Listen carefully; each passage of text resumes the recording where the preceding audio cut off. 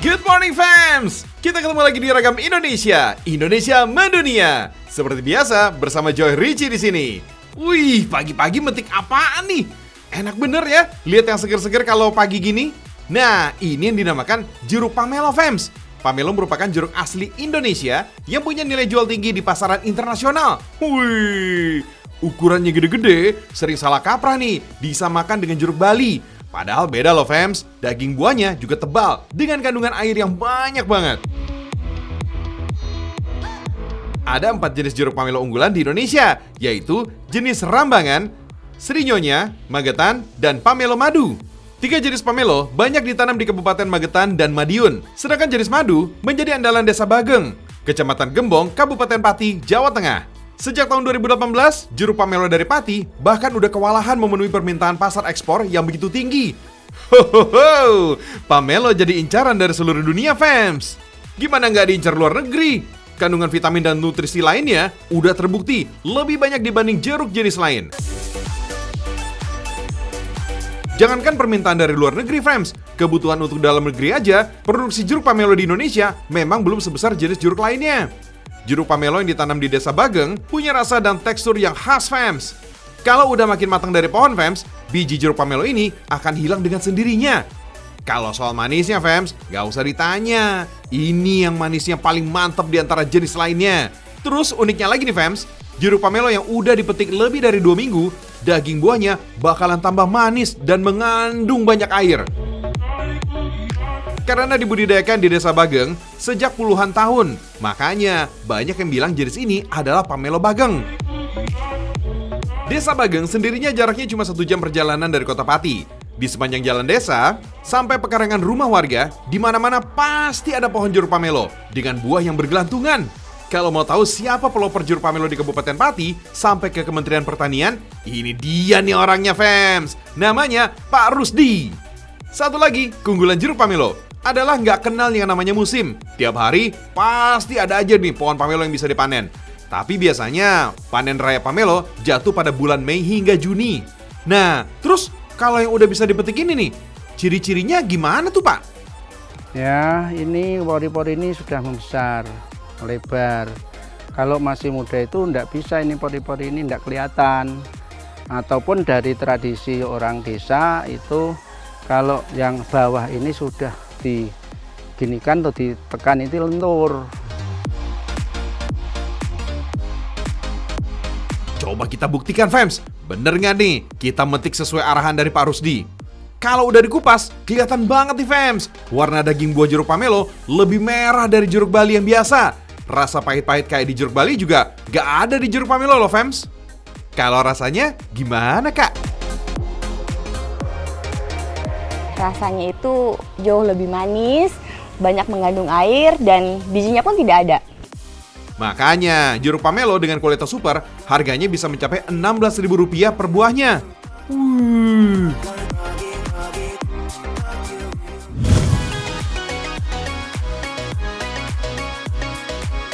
Nah fams, jeruk pamelo gak cuma bisa dikonsumsi langsung, tapi bisa juga dibikin berbagai masakan. Salah satunya yang mau kita masak ini nih, namanya ikan bakar saus pamelo. Untuk bikin saus pamelonya, iris bawang merah, bawang putih, tomat, dan cabai merah. Kumpulin semuanya, lalu kasih perasan jeruk lemon. Terasi yang udah digoreng, merica bubuk, kemangi, dan garam. Selanjutnya, aduk-aduk sampai rata. And then, giliran pamelonya masuk nih. Suwir bulir-bulir jeruk pamelo, lalu masukkan ke dalam bahan saus tadi sambil diaduk. Nah, kalau ikan bakarnya udah ready, tinggal siram dengan saus pamelo yang barusan kita bikin. Widih, sungguh tersiksa nih perut. Lihat masakan seger kayak gini. Udah gitu fams, makannya juga di tempat spesial pula, di pinggir pantai dong. Bah, menang banyak nih si kakak. Saus pamelo. Ini pasti seger-seger, pedes seger gitu. Kamu lagi flu kan? Iya nih. Bulir jeruk pamelo yang menyatu sama sausnya bikin cita rasa masakannya jadi manis segar gitu fams. Yang tadi katanya lagi flu, makan olahan ikan pakai saus pamelo, ibarat ketemu jodoh yang saling melengkapi nih fams. Pamelo emang sakti bikin anti melo.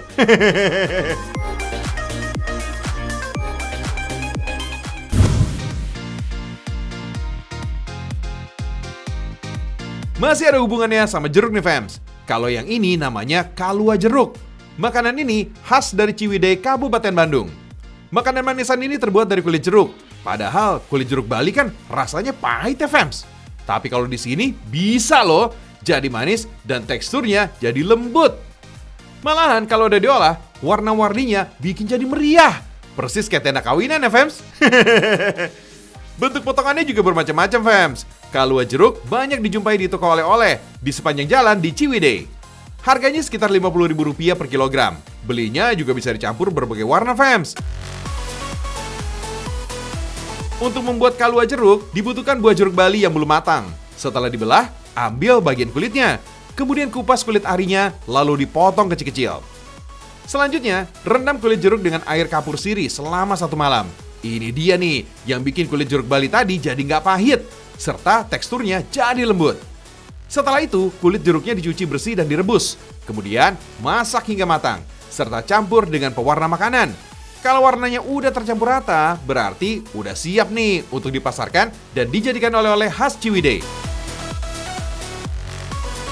Bikinnya sih memang nggak susah, fams. Cuma ngilangin rasa pahitnya itu yang makan waktu. Tapi kalau udah berubah wujud kayak gini, gak bakal nyangka deh tuh kalau tadinya dari bahan yang pahit. Kayak kenangan masa lalu yang pahit, terus berubah deh jadi happy ending yang manis ya, fams.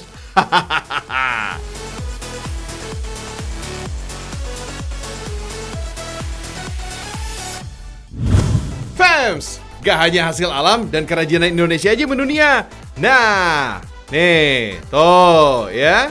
Ini adalah senjata namanya karambit dari Minangkabau. Kabarnya konon udah dipakai sama pasukan elit di beberapa negara. Wih, canggih tuh.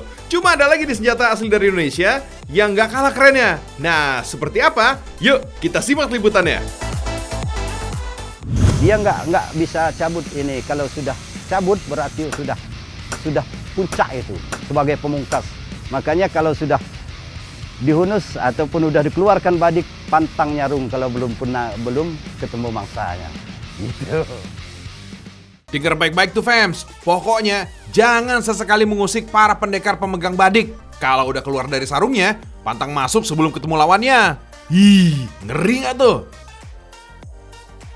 Tapi cuma dalam kondisi terdesak aja ya. Bukan buat gaya-gayaan atau petantang petenteng, macam preman tanggung yang berani cuma keroyokan.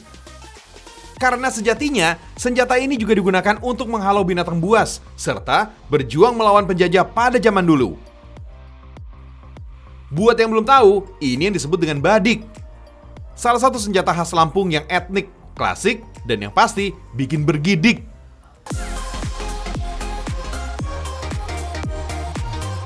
Fams, sekarang kita terbang ke Kecamatan Kalianda, dekat kaki Gunung Raja Basa, tepatnya di Desa Palembapang. Ada pandai besi yang bisa membuat replika badik. Zaman sekarang, fams, para pembuat pusaka badik Lampung makin sulit ditemukan. Maklum deh, prosesnya panjang, serta makan banyak waktu dan tenaga. Kalau dulu malah ada berbagai ritual sebelum membuat badik pusaka asli. Badik yang asli sebagai senjata pusaka terbuat dari baja murni yang ditempa. Milih waktu menempanya juga nggak sembarangan. Misalnya, diawali pada malam bulan purnama ke-7, dilanjutkan ke kelipatan ganjilnya. Makanya wajar dibilang pusaka.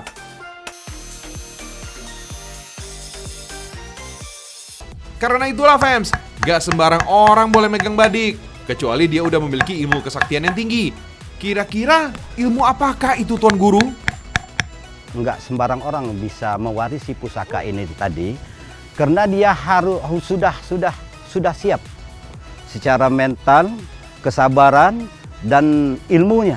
Ya, ilmunya baik ilmu jiwa, baik ilmu agama dan segala macam. Oh, baiklah Tuan Guru. Emang iya sih fams, benda apapun kalau dipegang orang yang bijak pasti akan berguna untuk kebaikan. Beda kalau orangnya belum dewasa dalam berpikir maupun bertindak. Senjata badik tradisional diperkirakan udah ada sejak abad ke-19. Gagang badik asli pada masa itu, fams, konon terbuat dari gading gajah dan sarung pelapis emas.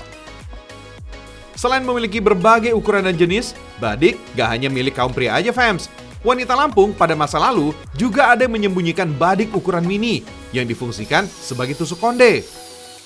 Tapi sekali lagi, ingat ya fams, nenek moyang kita menjunjung tinggi rasa hormat dan sopan santun. Senjata pusaka Badik hanya menjadi pelengkap pertahanan diri.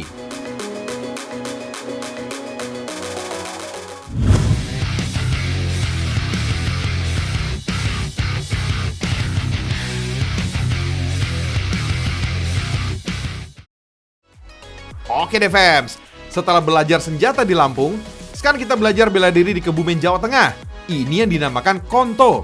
Latihannya fokus pada penyelarasan dan penyatuan diri dengan alam. Gerak jurus yang digunakan merupakan perpaduan dari ketegasan, ketenangan, dan kesantunan. Kita latihannya di Sungai Deras fams, biar kekuatan kuda-kudanya jadi makin kuat. Awalnya, seni bela diri asli Bumi Panjer ini juga nggak punya nama. Nama konto diambil sejak kedatangan seorang jenderal asal Tiongkok yang menilai bahwa seni bela diri ini mirip dengan kuntao di negaranya. Situs peninggalan anak jenderal Tan Wan Sui di tengah persawahan menjadi bukti kuat jika sang jenderal memang terbukti ada dan menjadi sosok yang dihormati di Bumi Panjer. Oh ya fams, kalau setiap kenaikan tingkat seni bela diri konto, biasanya ada pembuatan tumpeng mogana. Tapi makannya nanti ya, ikut ujian kenaikan dulu dong. Sekarang kita ikuti nih proses kenaikan tingkatnya. Kenaikan tingkat digelar kalau anggotanya udah mahir menguasai jurus-jurus baru. Sebelum acara dimulai, mereka akan berwudu dan sholat duha berjamaah. Gak usah heran, karena seni bela diri konto memang sering diaplikasikan di pesantren. Kemudian, seluruh anggota akan unjuk kebolehan bermain konto sambil diiringi sholawat. Gerakannya gesit dan bertenaga fams. Gak kalah deh sama pendekar kungfu di film-film. Sebagai simbol kenaikan tingkat, seluruh anggota akan disiram air bunga di bagian kepalanya. Kemudian, ditutup dengan makan-makan tumpeng mogana tadi. Wih, mantep nih. Closingnya makan besar fams.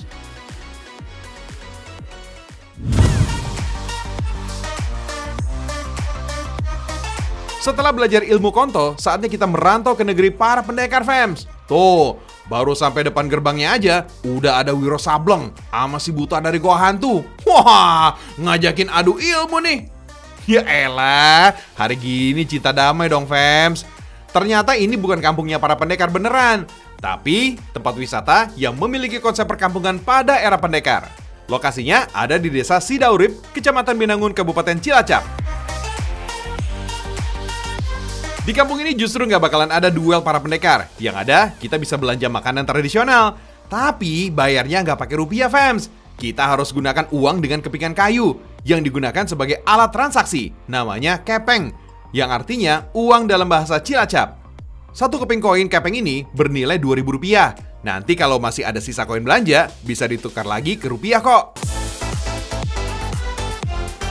Ada satu jajanan khas di sini fams. Namanya yutuk. Itu loh, nama lain dari jenis undur-undur laut. Biasanya, yutuk hidup di pantai berpasir hitam atau pantai yang mengandung pasir besi. Hewan ini tubuhnya beruas dan bercangkang keras.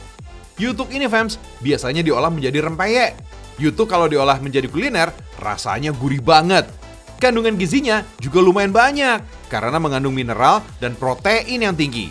Selain rempeyek yutuk dan yutuk goreng tepung, ada juga sate kere dijual di sini. Sate kere dibuat dari ampas tahu yang disebut gembus. Rasanya nggak kalah enak nih sama sate ayam fams. Teksturnya lembut dan pastinya bikin kenyang. Terus biar tenggorokan nggak seret, sekalian aja jajan es dawetnya. Mantap deh pokoknya.